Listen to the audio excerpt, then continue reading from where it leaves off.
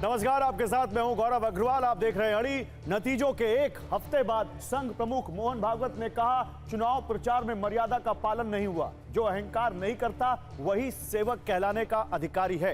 अब 3 दिन बाद आरएसएस की राष्ट्रीय कार्यकारिणी के सदस्य इंद्रेश कुमार ने अहंकार पर एक और बयान दे दिया। इंद्रेश कुमार ने बिना नाम लिए बीजेपी पर सीधे सीधे सवाल खड़े कर दिए। इंद्रेश ने कहा, जिन्होंने राम की भक्ति की लेकिन अहंकार आया तो उन्हें भगवान राम ने 241 सीटों पर रोक दिया। इन दोनों बयानों के बाद सवाल है कि आखिर आरएसएस अहंकार पर संदेश देना क्या चाहता है, और उससे भी बड़ा सवाल किसको देना चाहता है। आरएसएस की समीक्षा में क्या अहंकार सबसे बड़ा मुद्दा बन रहा है? आज इसी सवाल पर बात करेंगे, लेकिन सबसे पहले आपको संघ प्रमुख मोहन भागवत और इंद्रेश कुमार का ये दोनों बयान सुनाते हैं। काम करते सब लोग हैं, लेकिन कार्य करते समय मर्यादा का पालन करते हुए उसको करना। उस मर्यादा का पालन करके जो चलता है वो कर्म करता है, लेकिन कर्मों में लिप्त नहीं होता।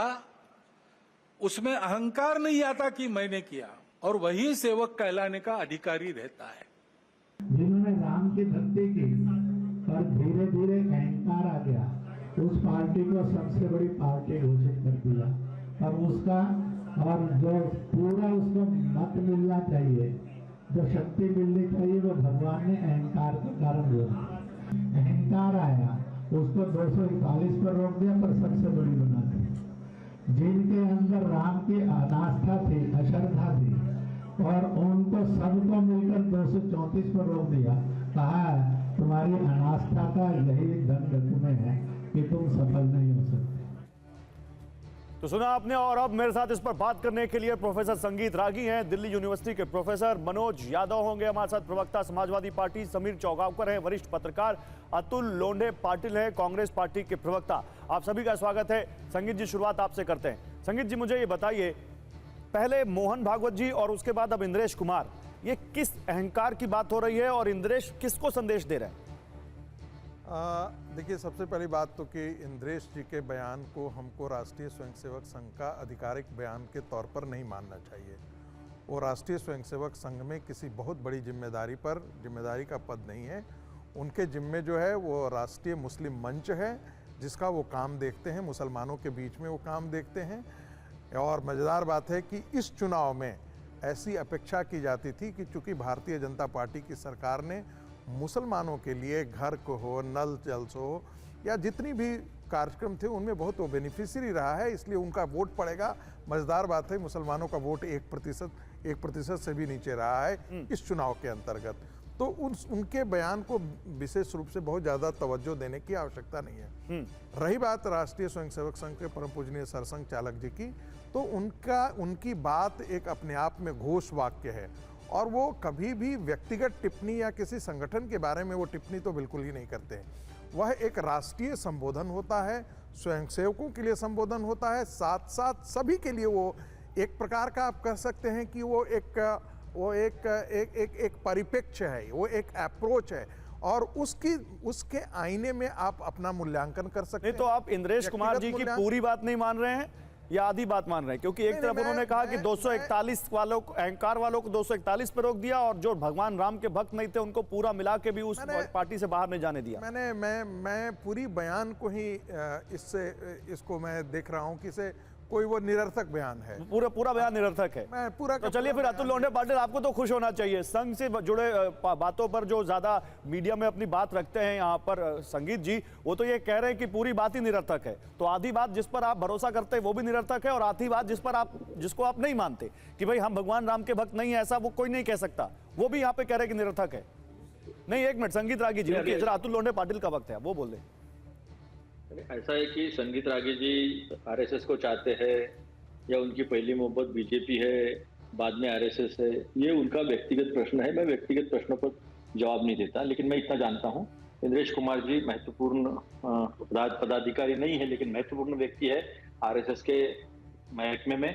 और दूसरी बात, जब मोहन भागवत जी ने चुनाव को इंगित कर ये कहा है कि इसमें काफी अहंकार दिखा है, एक प्रतिपक्ष के मामले में प्रतिपक्ष न मानते हुए दुश्मन की तरह माना गया है, और यह अहंकार जो है वो ठीक नहीं है। और बराबर उसके बाद टिप्पणी आती है जेपी नड्डा जी की। जेपी नड्डा जी कहते हैं कि अभी हमें आरएसएस की कोई जरूरत नहीं है। तो ये उनके आरएसएस की जो जननी है, जनसंघ की भी, जनता पार्टी की भी और अभी भारतीय जनता पार्टी की भी, उससे उन्होंने नाता तोड़ा है, नहीं तोड़ा है, या उनके बीच में अनबन है, ये उनका आपसी मसला है। लेकिन एक बात तो इस देश की जनता ने दिखा दिया है कि जिस तरह से म से मटन, म से मछली, म से मंगलसूत्र, म से सारी चीजें जो है जिस तरह से की गई है वो जनता को पसंद है। और शायद ये इस तरह का स्तर कभी भारतीय राजनीति में चुनाव में रहा नहीं है। एक हमारे महाराष्ट्र में विशेषकर मैं आपको बता दूं गौरव जी, एक दूसरे का सम्मान करते हैं, एक दूसरे को शत्रु नहीं माना जाता है और एक दूसरे के सभी कार्यों में सम्मिलित होना। एक बार नितिन गडकरी जी ने उनके बेटे के शादी के रिसेप्शन में जो उन्होंने दिल्ली में दिया था, उन्होंने पवार साहब के पैर छुए थे, तो बड़ा हड़कंप मच गया था उत्तर में। लेकिन हमें यहाँ कुछ नहीं लगा था क्योंकि यहाँ महाराष्ट्र में इस तरह की राजनीति नहीं है।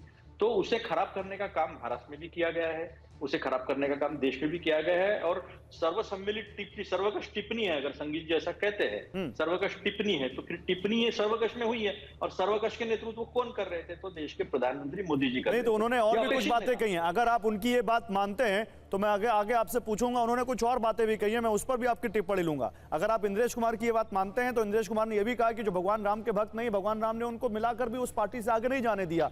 फिर आप उसको भी मानिए, लेकिन आप उसको नहीं मानेंगे अतुल जी। मैं अभी समय में आता हूँ, मेरा ले लो, इस पे ज्वाइन ले लो मेरा, बोल दीजिए। ऐसा है कि राजीव गांधी जी ने क्या किया है, पहला उन्होंने शिला रखी, सबको सब पता है। सिर्फ यही है कि हमने सुप्रीम कोर्ट पे छोड़ दिया था। जिस तरह से राहुल गांधी जी की इमेज एक षड्यंत्र के तहत खराब करने की कोशिश की, उससे कांग्रेस का भी किया गया उन्होंने। लेकिन जब निर्णय आया तो हमने एक्सेप्ट कर लिया। लेकिन मैं वो सब बातें नहीं कर रहा, मैं कह रहा हूं अगर इंद्रेश कुमार के एक सर्टिफिकेट को आप मानते हैं तो दूसरे सर्टिफिकेट को आप क्यों नहीं मानते? मैं तो ये पूछ रहा हूं।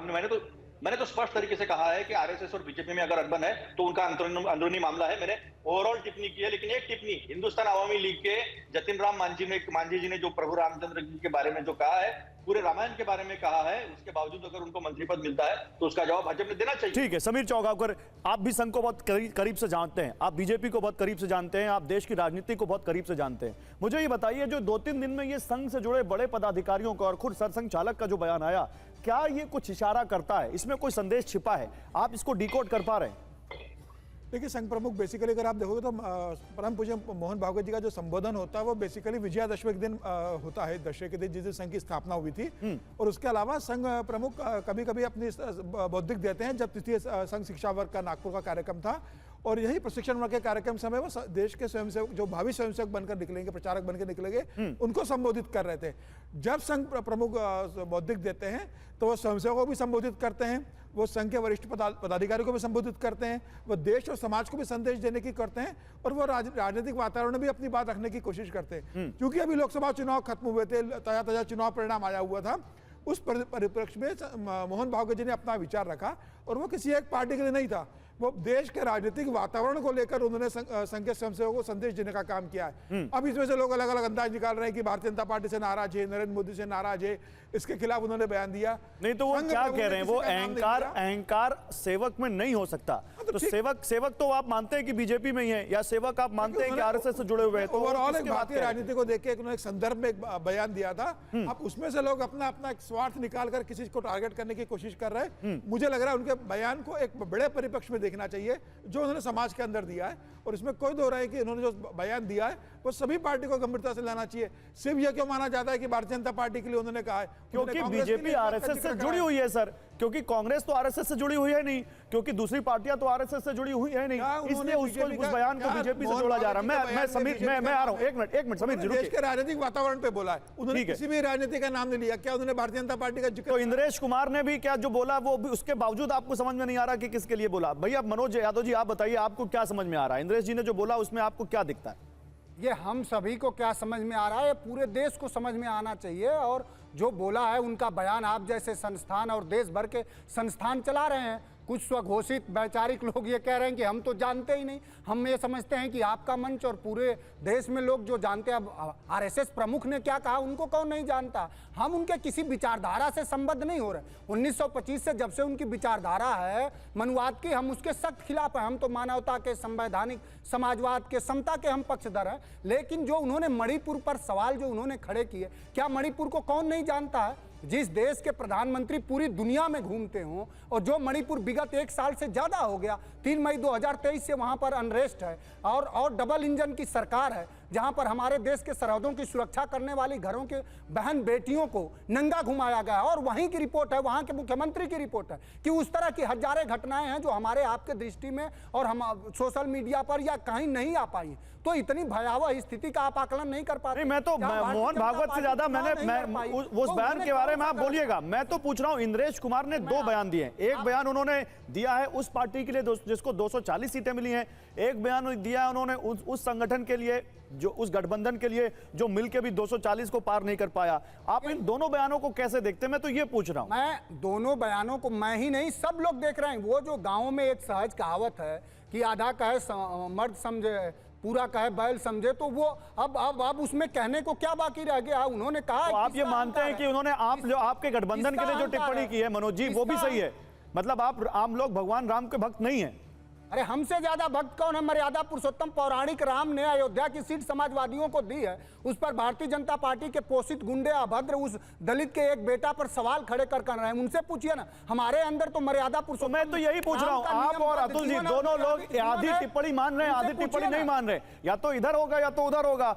आप मीठा मीठा गप गप कड़वा कड़वा थू थू, यहीं पे सवाल आता है। मैं संगीत रागी को मैं आ रहा हूं, 1 मिनट मैं आ रहा हूं। मनोज भाई आप सुनिए तो पहले, अब ऐसा नहीं चलेगा। मैंने साफ साफ कहा कि हम उनके किसी विचारधारा से हम संबद्ध नहीं होते। उन्होंने जो सवाल खड़ा किया, हम लोग गांधी को, भगत सिंह को, डॉक्टर लोहिया को, श्रद्धेय नेताजी को, बीपी मंडल को मानने वाले लोग, हम किसी व्यक्ति से घृणा थोड़ा करते हैं। उनकी विचारधारा नहीं। अब मेरी बात सुनेंगे आप? मैं आपसे क्या कह रहा हूं, आपकी बात मैं समझ गया, हमारे दर्शक समझ गए। मनोज जी सुनिए, आत्मसात करने में बुराई क्या है? मेरी बात सुनिए। क्या इतना वो जो लाइन आपकी लाइन से टो करती है, आप तुरंत उस बयान को लेके भाग जाते हैं। लेकिन जो बयान आपकी लाइन से टो नहीं करता, आप कहते हैं भाई हमारा इस संगठन से हमारा लेना देना ही क्या। सवाल यहां पे खड़ा होता है। संगीत रागी, जैसे आप कह रहे हैं कि हम पूरे बयान को नहीं मानते, तो आप ये मानते हैं कि ये लोग भी भगवान राम के भक्त हैं? इन लोगों को जिस तरह से कहा गया कि भगवान राम के विरोधी हैं, ये चुनाव भगवान राम के भक्तों और भगवान राम के नहीं। एक मिनट मनोज भाई एक मिनट मनोज भाई आप ही की लाइन का सवाल है। मनोज भाई आप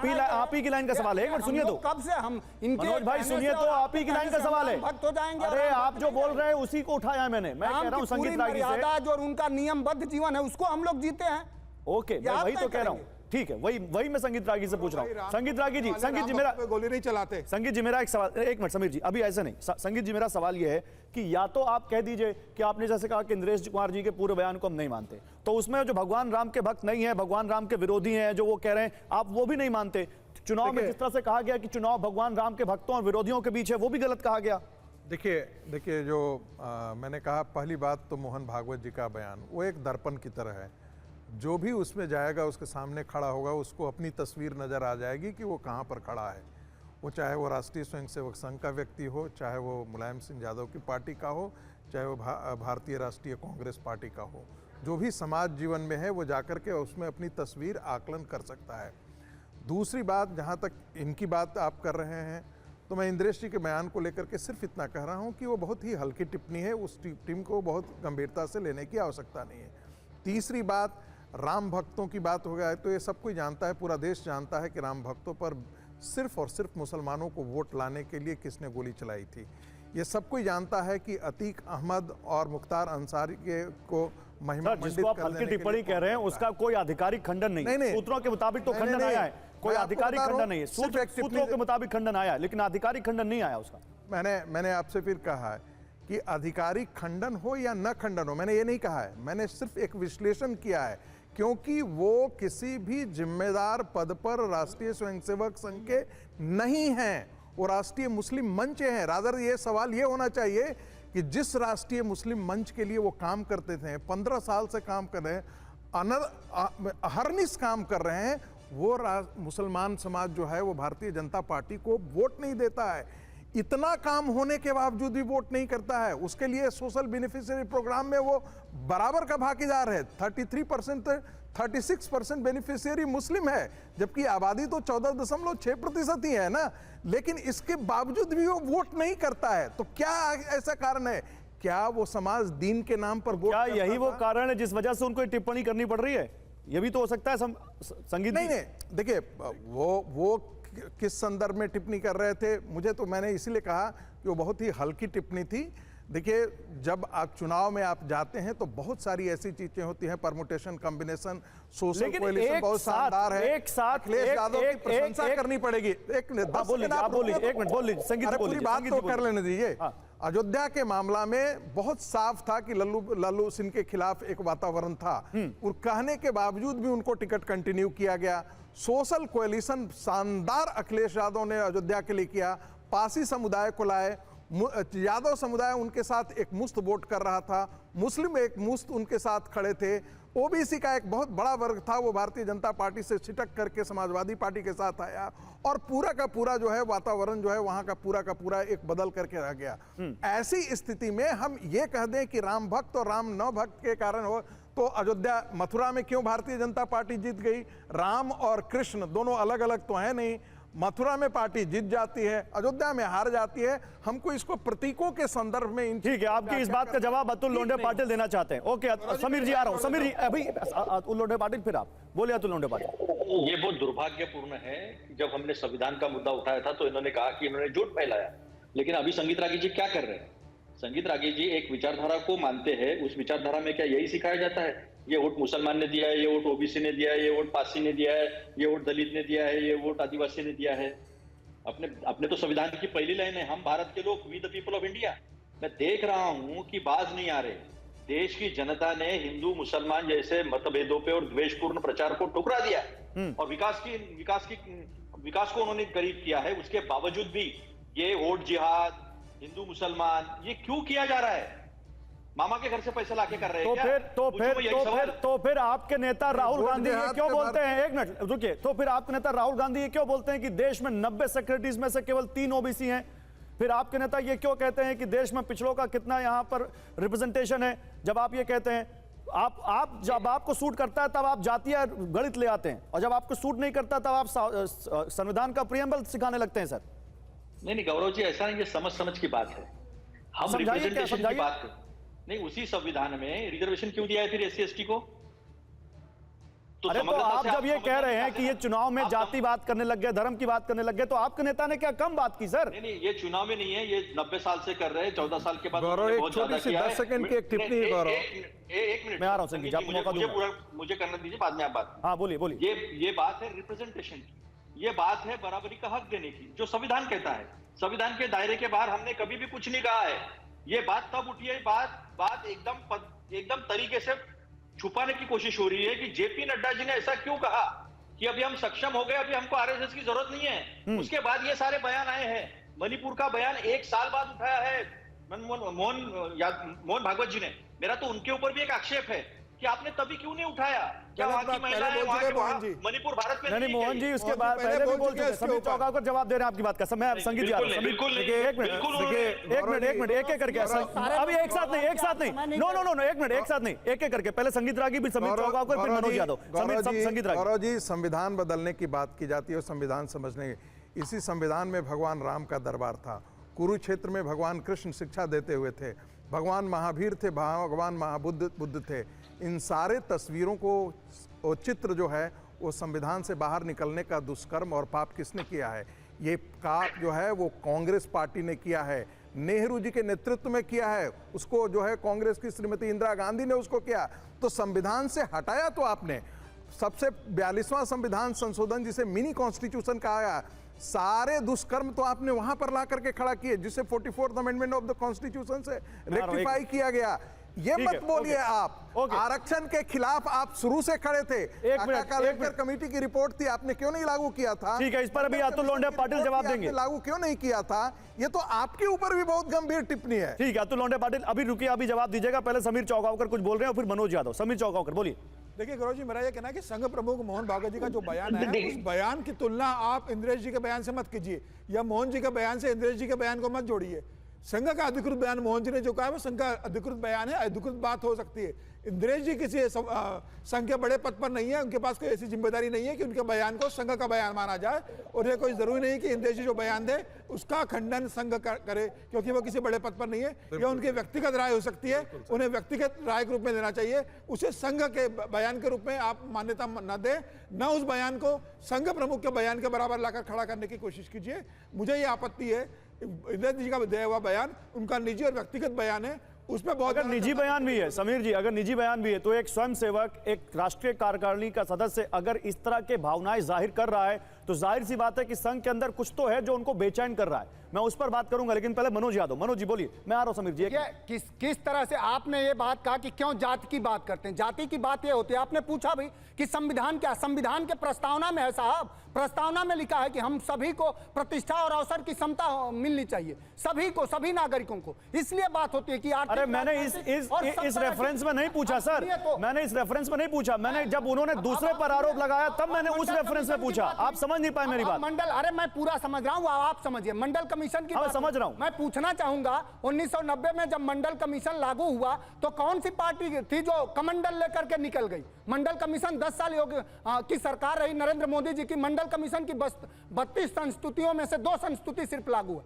क्यों नहीं लागू कर दे रहे हैं? मंडल कमीशन की ये लोग बात करेंगे जो हमें काका कालेलकर आयोग की बात करिए, और जातिगत जनगणना पे नरेंद्र मोदी की सरकार सर्टिफिकेट देती है और वो एफिडेविट देती है देश के सर्वोच्च न्यायालय में कि हम जातिगत जनगणना के पक्ष में नहीं। सवाल यह है कि आप धार्मिक उन्माद फैलाना चाहते हैं, आप इस देश में धार्मिक उन्माद के आवरण में दलितों, पिछड़ों, अरे सुनिए तो अब आप अपने सुन लीजिए, एक मिनट इनको बोलने दीजिए, एक मिनट समीर भाई बोलने दीजिए, समीर भाई बोलने दीजिए, समीर भाई बोलने हिस्सेदारी नहीं देना। बात पूरा यादव के आगे बढ़ा नहीं। अरे आप क्या बात करेंगे? परिवार के बाहर देते नहीं, क्या बात करेंगे? आपको लोगों को सांसद बनाते, आपको पता है कितने हमारे यहाँ दलित सांसद हुए हैं? और रक्षण के आगे बढ़ते नहीं हो। 2 दलितों को सामान्य सीटों पे समाजवादी पार्टी ने टिकट दिया। बच्चन दलित है? बीजेपी से सवाल आप करेंगे? आपके दलित है? फूलन देवी तक तो हमने भेजा। आपके खुद की विधायक, पत्थर तोड़ने वाले को भी विधायक आपके खिलाफ कह रही है, इनका पीढ़ी झूठा है। को भगवतिया देवी पल्लवी पटेल क्या बोलती है? इसके सदन में भेजा। पल्लवी पटेल तो खुद बोल रही है आपकी पार्टी की विधायक। एक एक करके आप दोनों लोग स्टूडियो में बैठे हैं, आप दोनों की आवाज एक साथ जा रही है, एक करके। नहीं, एक मिनट समीर भाई रुकिए, समीर चौगावकर आपको मौका मिलेगा। एक मिनट समीर चौगावकर रुकिए, आपको मौका मिलेगा। पहले मनोज यादव 20 सेकंड में अपनी बात खत्म करिए। मनोज यादव 20 सेकंड में अपनी बात खत्म करिए। इस देश के बहुजनों को हर तरह का न्याय दिलाएगी और हम लेके रहेंगे। समाजवादी पार्टी। एक मिनट, अरे भैया आपस में मत लड़ो ना, लड़ो मत आपस में, आप लोग लड़ो मत। बेचैनी समझ रहे हैं। एक मिनट मनोज यादव खत्म करिए अपनी बात। वो भी होगा। मनोज यादव खत्म करिए अपनी बात। बदलाव समाजवादी पार्टी आज उत्तर प्रदेश में आंकड़े दीजिए ना, दलित सबसे ज्यादा सांसद हमारे जीते हैं। ठीक है, हो गया आपकी बात। अब मैं समीर जी को दे दूं मौका। समीर जी बोलिए, क्या कह रहे थे आप, क्या जवाब है आपका? देखिए मेरा ये कहना है कि जो आपका जो टॉपिक है चर्चा करने का, मेरा ये कहना है कि इंद्रेश कुमार को इतना महत्व देने की जरूरत नहीं कि उसके बयान को ये माना जाए कि बहुत बवंडर आ गया है, संघ के अंदर बहुत नाराजगी है, इंद्रेश जी ने कह दिया, मतलब संघ के अंदर बहुत उतर। हम इंद्रेश जी के बयान को कोई महत्व नहीं दे रहे। समीर जी, समीर जी आप चर्चा कर सकते हैं। संघ प्रमुख व्यापक होगा। इंद्रेश कुमार के बयान को अरे मनोज जी आप रुकिए, मनोज जी मैंने उनको आपकी बात में रोका था, आप रुकिए। मनोज जी रुकिए, मनोज जी नहीं, मनोज जी रुकिए, मनोज जी रुकिए। मनोज यादव आप जब बोल रहे थे तो मैंने दूसरे को रोका। मत कीजिए आप। मनोज यादव जब आप बोल रहे थे दूसरे को मैंने रोका। मनोज यादव जब आप बोल रहे थे तो मैंने दूसरे को रोका। अब उनको बोलने का मौका दीजिए, बोलने दीजिए। बोलिए समीर चौगावकर मेरा सवाल आपने सुना नहीं, मेरा सवाल सुन लीजिए। मैं ये बोल रहा हूं आप लोग इंद्रेश कुमार के बयान को महत्व नहीं दे रहे, ये आपका लोकतांत्रिक अधिकार है, आप मत दीजिए। लेकिन पहले मोहन भागवत जी ने कुछ बोला, अहंकार शब्द का इस्तेमाल किया। आज इंद्रेश कुमार, चलिए आप कह रहे हैं कि किसी महत्वपूर्ण पद पर नहीं है, लेकिन कमोबेश अहंकार का जिक्र तो वो भी कर रहे हैं। नहीं, अहंकार का जिक्र तो वो भी कर रहे हैं। नहीं, सवाल सुनिए, तो कहीं ना कहीं चाहे वो एक अहम पद पर बैठा स्वयंसेवक हो या फिर एक किसी भी पद पर बैठा हुआ स्वयंसेवक ना हो, दिल में तो कहीं ना कहीं दिखता है कि टीस है। एक मिनट मनोज यादव बीच में मत बोलिए, मनोज यादव मनोज यादव आपकी बात समझ में नहीं आ रही। कम से कम बयान से आप संबद्ध। मनोज यादव एक मिनट पूछिए मुझे यहाँ फॉलो कीजिए। एक मिनट रुकिए। मनोज यादव, मैं कह रहा हूं ऐसे बात नहीं हो पाएगी, 1 to 1 बात होगी। मैं ये पूछ रहा हूं यहाँ पर इंद्रेश जी के बयान पर वो चलिए आप मानते हैं कि किसी मेन पद पर नहीं है, किसी मुख्य पद पर नहीं है, लेकिन सबसे बड़े पद पर बैठे एक शख्स ने अहंकार की बात कही और आज एक आम कार्यकर्ता आपकी नजरों में अगर ये कह रहा है, हालांकि वो राष्ट्रीय कार्यकारिणी के सदस्य हैं, तो क्या संघ के कार्यकर्ताओं में, अधिकारियों में, पदाधिकारियों में कोई मन में टीस है जो अब ऐसे निकल के सामने आ रही? मैं ये पूछ रहा हूं आपसे। मुझे नहीं लगता कि संघ के कार्यकर्ताओं में अंदर किसी चीज को लेकर नाराजगी होगी। संघ का अपना काम है, संघ राजनीति नहीं करता। भारतीय जनता पार्टी राजनीति करती है, जो भारतीय जनता पार्टी राजनीति करती है उसके परिणाम भारतीय जनता पार्टी भुगतती है। संघ तो भारतीय जनता पार्टी के पहले भी था, संघ तो जनसंघ के पहले भी था, 1925 में राष्ट्रीय संघ बन गया है। भारतीय जनता पार्टी राजनीतिक सत्ता में रहे या नहीं रहे, संघ के हेल्थ पर कोई असर नहीं पड़ना है, संघ के अपने एजेंडे रहते हैं। लेकिन ये बात सही है कि संघ प्रमुख ने अगर कहा है तो उसमें भारतीय जनता पार्टी भी आती है, देश के दूसरे राजनीतिक दल भी आते हैं, ये सभी राजनीतिक संदेश है। भारतीय जनता पार्टी के संदेश है इसके अंदर, मैं स्वीकार करता हूँ भारतीय जनता पार्टी के संदेश है, पार्टी इस पर विचार करेगी। इसके पहले संघ, अगर आप संघ का भी देखोगे तो प्रतिनिधि सभा के सभा में जो कई प्रस्ताव पारित होते हैं तो कई ऐसे प्रस्ताव होते हैं जो सरकार, केंद्र सरकार के खिलाफ नाराजगी के लिए होते हैं, तो उसके लिए मतलब ये थोड़े कि संघ से यही तो मैं कह रहा हूँ। मैंने कब कहा कि दोनों के बीच टकराव हो गया? मैं कह रहा हूँ क्या कोई विरोध, क्या कोई मतभेद आ गया, क्या कोई मतभेद, कोई देखिए से जेपी नड्डा के बयान को कोट किया जा रहा है, क्या कुछ है क्या? एक कहा जाता है कि फ्रिक्शन जो होता है ना वो बहुत आवश्यक होता है समाज जीवन के लिए भी। हमारे जूता में भी जो है ना ग्रूविंग्स होते हैं, इसलिए होते हैं कि हम चल नहीं पाते, नहीं तो बिना घर्षण के हम गिर जाएंगे। मतभेद उस समय भी, जब सुदर्शन जी को आप याद होगा, बिल्कुल उन्होंने यशवंत सिन्हा के लिए कहा था ये अर्थ मंत्री नहीं है, अनर्थ मंत्री हैं, तब स्वदेशी जागरण मंच एक अलग लेकर था। और अटल बिहारी वाजपेयी की जब सरकार आई थी तो एनरॉन प्रोजेक्ट को उन्होंने 7वां दिन अप्रूव कर दिया था, जिसके खिलाफ राष्ट्रीय स्वयंसेवक संघ थी, लेकिन बात करता था। लेकिन जब संस्कृत का मामला आता था तो राष्ट्रीय स्वयंसेवक संघ वही भारतीय जनता पार्टी के साथ खड़ी हो जाती है। काउ प्रोटेक्शन का मामला आता है तो राष्ट्रीय स्वयंसेवक संघ भारतीय जनता पार्टी के साथ खड़ी हो जाती है। रिलीजियस कन्वर्जन का मामला आता है तब राष्ट्रीय स्वयंसेवक संघ खड़ी हो जाती है।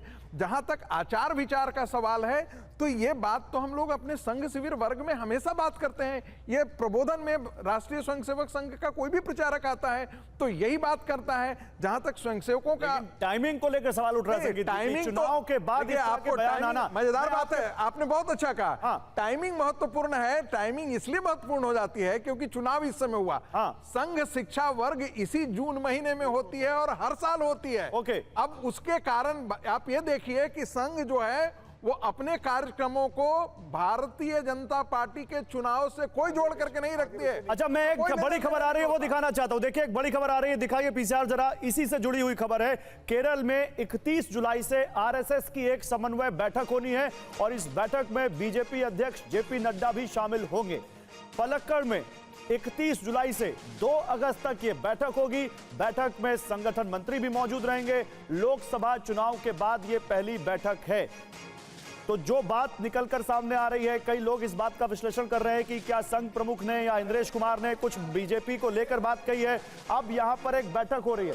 मैं करेक्ट कर दूं, ये पहली बैठक नहीं है, हर साल जुलाई में होती है। नहीं, मैं इलेक्शन की बात कह रहा हूं। अरे आप समझे नहीं, 2019 का चुनाव के बाद भी थी। अरे सर आप समझे नहीं, 2024 के लोकसभा चुनावों के बाद पहली बैठक हम कह रहे हैं। ये है। अब इस बैठक में क्या हो सकता है समीर जी, बताइए। समारोह बैठक के संघ के प्रचारक आते हैं, संघ के अनुशासन संगठन के पदाधिकारी आते हैं, संघ अपनी चर्चा यहाँ बैठकों के अंदर करता है। चुनाव पर चर्चा होगी, संघ के अपने कार्यक्रम में होगी। उसके बाद दशहरे के बाद और दिवाली के पहले संघ के राष्ट्रीय कार्यकारिणी की बैठक होती है। नहीं, क्या इस समन्वय बैठक में शताब्दी नहीं सुनिए सर, क्योंकि आप संघ को बहुत अच्छे समझते हैं समीर जी, क्या इस बैठक में जो हालिया बयान आए हैं इनको लेकर भी चर्चा हो सकती है? क्या जेपी नड्डा के जो बयान है उनको भी चर्चा हो सकती है? नहीं, मुझे लगता कि इसके ऊपर बयान होगी। वो इतना बड़ा महत्वपूर्ण बयान नहीं कि उसको लेकर संघ बैठकर चर्चा करेगा। संघ के अपने बड़े एजेंडे, बड़े काम है। संघ के सारे क्षेत्र प्रचारक आते हैं, प्रांत प्रचारक आते हैं, 250 से ज्यादा लोग वहाँ इकट्ठे होते हैं। संघ के 40 अनुशासन संगठन के पदाधिकारी आते हैं। साल भर के कार्यक्रम डिसाइड होते हैं, उस पर कैसे आगे बढ़ना होता है। संघ के जो बड़े एजेंडे उस पर संघ वर्कआउट करता है। संघ प्रतिनिधि सभा में कौन से प्रस्ताव लेकर आना उस पर विचार करता है। देश के सामने कौन सी समस्या है उसको लेकर संघ विचार करता है। नड्डा जी का बयान इतना महत्व का नहीं है संघ के लिए कि संघ उसके लिए बैठे। अच्छा, एक और बड़ी खबर आ रही है। देखिए मैं जब आपसे बात कर रहा हूं तो एक और बड़ी खबर आ रही है। मोहन भागवत के बयान पर आरएसएस ने कहा संघ प्रमुख का बयान सरकार पर टिप्पणी नहीं थी। भागवत ने कहा था सेवक अहंकारी नहीं हो सकता। तो इस पर क्लैरिफिकेशन आया है। ये कह रहे हैं कि ये सरकार पर टिप्पणी नहीं थी, ये कहा गया है। भागवत ने कहा था सेवक अहंकारी नहीं हो सकता। मोहन भागवत के बयान पर आरएसएस ने यह कहा है कि उनकी टिप्पणी सरकार पर नहीं थी। बोली संगीत जी, क्या बोल? गौरव देखिए, संघ के करीब 70 के अनुसांगिक संगठन हैं और जितने अनुसांगिक संगठन हैं उनके सारे सेवा प्रोजेक्ट को आप ले लेंगे तो लाखों सेवा प्रोजेक्ट हैं। सेवा भारती का है, बनवासी कल्याण आश्रम 44,000 गांवों में काम करती है, विश्व हिंदू परिषद का अपना सेवा प्रकल्प है। इन सारे लोग आज जाकर के समाज में काम करते हैं, सेवा का काम करते हैं। जो संघ प्रमुख का जो उद्बोधन है, हम उसको भी क्यों नहीं दृष्टि में हम लेते हैं? हम राजनीति पर ही टिप्पणी के रूप में उसे क्यों ले लेते हैं? क्योंकि एक बहुत बड़ा राजनीतिक घटनाक्रम हुआ अच्छा हुआ कि इस प्रकार का एक खंडन आ गया। बहुत बड़ा राजनीतिक घटनाक्रम हुआ, देश में चुनाव हुए, बीजेपी की सीटें कम हुई तो लोगों ने उसको उससे जोड़कर देखा। देखिए, चूंकि हम राजनीति खाते हैं, राजनीति पीते हैं और राजनीति दिन भर उगलते रहते हैं। टेलीविजन मीडिया के लिए भी यही बात मैं कह रहा हूं, लेकिन राष्ट्रीय स्वयंसेवक संघ के लिए राजनीति खाना पीना और उगलना प्रमुख नहीं है, उसके लिए राष्ट्र निर्माण ठीक है। ओके महत्वपूर्ण है। ओके, तो अतुल लोंढे पाटिल, देखिए एक तरफ आरएसएस का भी क्लैरिफिकेशन है और एक तरफ ये संगीत रागी और समीर चौगावकर भी कह रहे हैं कि आप मोहन भागवत जी के बयान को केवल बीजेपी के परिप्रेक्ष्य में मत देखिए, बीजेपी प्लस ऑल, यानी वो आपके लिए भी है। और दूसरा वो कह रहे हैं कि इंद्रेश कुमार जी के बयान को महत्व देने की कोई जरूरत नहीं है। सहमत हैं आप? अभी ऐसा है कि उन्होंने सेवक कहा है, नरेंद्र मोदी जी भी अपने आप को सेवक कहते हैं और चुनाव को लेकर टिप्पणी है, इस चुनाव में काफी लोग अहंकारी हो गए थे, तो हो सकता है कि उन्होंने सिर्फ नरेंद्र मोदी जी के लिए कहा हो। ये आपके तीनों लोगों के डिस्कशन से निकल कर आ रहा है। अभी संगीत रागी जी बात करते हैं कॉन्स्टिट्यूशन अमेंडमेंट की, जरा बताएंगे थोड़ा सा 42nd में क्या हुआ था और 44th अमेंडमेंट में क्या चेंज किया, बताइए संगीत जी। हाँ, मैं बताऊंगा आपको बताऊं। इंटरनल डिस्टर्बेंसेस ला करके आपने आर्म्ड रिबेलियन था, उसको आपने इंटरनल डिस्टर्बेंसेस ला करके आपने देश पर नेशनल इमरजेंसी थोप दी थी। आपको ये जानकारी होना चाहिए, उसको मिनी कॉन्स्टिट्यूशन अमेंडमेंट कहा जाता है। पूरे संविधान को आपने बदल दिया था, कोई ऐसा चीज नहीं था जिसको नहीं पता था। 44th में सुन लीजिए, 44th में क्या चेंज किया था? 44th में उसी को रिट्रीव किया गया। 44th में जो आपने छीन लिया था इस देश की जनता से, उसको रिट्रीव किया गया था। ये आपको जानकारी होनी चाहिए। और आप ये बताइए ना कि भगवान राम का चित्र, भगवान कृष्ण का चित्र संविधान से किसने हटाया? ये दुष्कर्म किसने किया? तो कांग्रेस पार्टी ने किया है। इसमें क्यों नहीं आप जवाब दे देते हैं? अरे किसके इशारे पर आप काम कर रहे थे? क्या केजीबी ने कहा था कि इसको हटवाइए, या सीआईए ने कहा था कि इसको हटवाइए? भारत का जो संविधान था उसमें सचित्र थे, भगवान राम का दरबार था, किसने हटाया है? कुछ पता है या ऐसे ही प्रोफेसर हो? नहीं, आप पर्सनल टिप्पणी मत कीजिए। नहीं, पर्सनल टिप्पणी मत कीजिए। नहीं, अतुल लोंढे पाटिल, आपने कंटेंट पे बात की, कंटेंट पे बात कीजिए। आपने मुद्दे पर बात की, आप पर्सनल टिप्पणी मत कीजिए प्लीज। उन्होंने आपकी पर्सनल कैपेसिटी पे कोई टिप्पणी नहीं की। कोई पर्सनल टिप्पणी नहीं है। जब कोई झूठ बोले और झूठ नैरेटिव सेट करे, झूठ तो आप उनके राहुल गांधी बोले हैं कि संविधान बदल देगा, इससे बड़ा झूठ क्या हो सकता है? झूठ तो सबसे ज्यादा इस देश में राहुल गांधी ने बोला कि आरक्षण खत्म है, इससे बड़ा झूठा क्या? अच्छा, एक मिनट समीर जी, एक मिनट संगीत जी, एक मिनट, वन बाय वन। संगीत जी रुके, संगीत जी गांधी से बड़ा झूठ कौन बोला? संगीत जी एक मिनट, मैंने आपत्ति जता दी है उन पर, आप उनको बोलने दीजिए। संगीत जी उनको बोलने दीजिए, एक मिनट बोलने दीजिए। वो व्यक्तिगत टिप्पणी नहीं, मैंने मना किया उनको, व्यक्तिगत टिप्पणी नहीं करेंगे। मैंने उनको मना किया, मैंने उनको बोला, आपने सुना, मैंने उनको बोला कि व्यक्तिगत टिप्पणी मत करिए। मैंने सवाल पूछे थे, सवाल हाँ, आप किसी के पेशे पे मत जाइए ना अतुल जी, आप उनके बातों पर बोलिए, आपका अधिकार है, लेकिन व्यक्तिगत मत होइए। अभी बताइए, उन्होंने कहा कि आरक्षण हटा दिया करके बात की थी। मैं बताता हूं, ज्वाइंट सेक्रेटरी लेवल पर डायरेक्ट अपॉइंटमेंट जो शुरू किया है वो आरक्षण को हटाना नहीं तो क्या है? यूपीएससी पास होने के बाद, आईएएस सिलेक्शन होने के बाद, नहीं, उन्होंने जो 44 संशोधन को लेकर कहा वो गलत कहा कि सही कहा, ये तो बता दीजिए। आप दो नहीं रह सकते तमिलनाडु के अंदर, केरल में। देखो, बीच में बात कर रहे हैं। नहीं, बीच में मत बोलिए समीर जी, बीच में मत बोलिए। अरे बीच में मत बोलिए। सोरेस का एजेंडा इस देश में। ओहो समीर जी, फिर संगीत जी, नहीं प्लीज एक मिनट, उनको बोलने दीजिए, बात आ जाने दीजिए, फिर आप लोग कहेंगे बात नहीं हो पाई। बोलिए अतुल जी। देखिए, ये सोरेस का एजेंडा कहते हैं, क्या सो रहे थे क्या सरकार? आईबी सो रही थी सरकार की, रॉ सो रहा था, इंटेलिजेंस एजेंसियां सो रही थी, सोरेस का एजेंडा लग रहा था। तो केवल यहाँ पर आकर झूठ बोलना, झूठ करो जाकर के इटली और बैंकॉक में जाकर के भारत की सरकार तो चेक नहीं कर सकती ना। जाकर के चाइना के एम्बेसी में जाकर के राहुल गांधी क्या बात करते हैं ये तो पता नहीं होगा ना। चाइना की एम्बेसी में जाकर के बात करते हो तो ये तो नहीं भारत सरकार पता कर सकती है। बताओ, सेक्युलर और सोशलिस्ट ये शब्द क्यों नहीं निकाला फिर 44th अमेंडमेंट में? अरे मैं तो कहा ना कि चाइना की एम्बेसी में डोकलाम के समय राहुल गांधी क्या कर रहे थे? उनको भारत की सरकार पर विश्वास नहीं है, चाइना की सरकार पर विश्वास है क्या?